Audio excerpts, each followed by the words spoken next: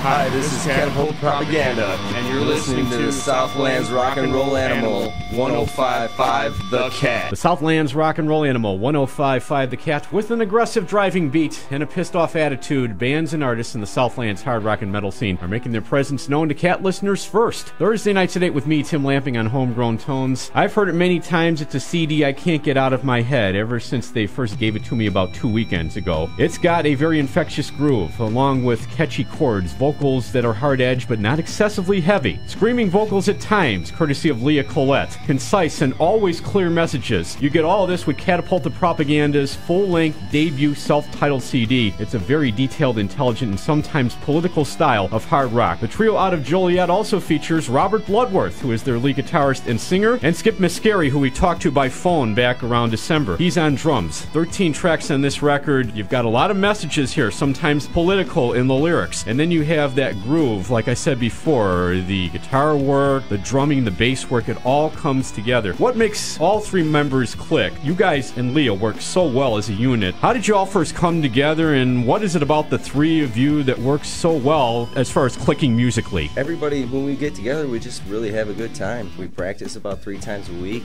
It's always a comfortable environment. We get to jam with each other. We have fun in between. It just comes together really well. In putting the music together, and it's very detailed and very complex, did it stem from a lot of jam sessions, or did you just write it as you went along, like the lyrics? How did that work? The lyrics, usually the song will be complete. Sometimes they come together like as we're working on the song, and then sometimes the song will be complete already. Just sit down and listen to it and be at work or something, like, all right, yeah, that would work perfectly. We each allow each other to grow and experiment and go whatever direction we really want to. There is no limitations, really. We don't hold each other back at all. No, there's not one specific direction on here, but the diversity of the record makes it work very well, as does the diversity of the lyrics. And let's delve into one of the 13 tracks of Catapult The Propaganda self-titled full-length debut CD, marked on Homegrown Tones on the Southland's Rock and Roll Animal, 105.5 The Cat.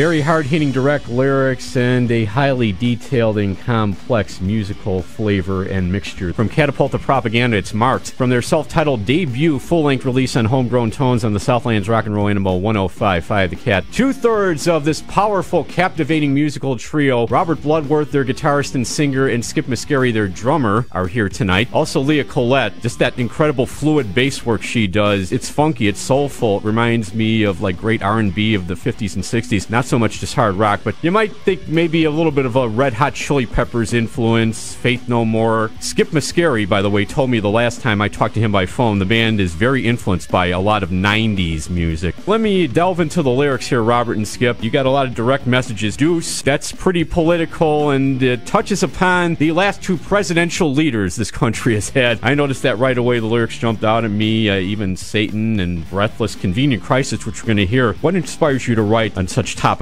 issues? People tend to be very distracted these days with everything that's going on. There's so much entertainment going on. Nobody's really concerned with what's going on in the state of the world. Not the general public, but it does reach quite a lot of people, and it's reaching quite a lot of your audience. Have you seen it expand, and have you seen it diversify, have different groups, not just the new metal fans, but maybe classic metal, even alternative rock? You see a wide mixture of fans at all your shows. It all depends on who we play with. Obviously, different styles and genres of bands that we play with, it brings a different crowd. The more we play out, the more different bands that we get to play with, the more exposure we get to different types of people. So I think it really is getting out there. It doesn't really stick with just the metal genre. We also play with a lot of rock bands, a lot of poppy bands. We really don't pigeonhole ourselves to play with a certain kind of band. We try to get out to the masses. So when somebody who's never heard your music for the first time, how would you describe it to them? I remember Leah saying you're not really a metal band, it's more of a hard rock flavor. How would you describe it to somebody who is getting introduced to you for the first time, your style of music? Pretty much just that. It's hard rock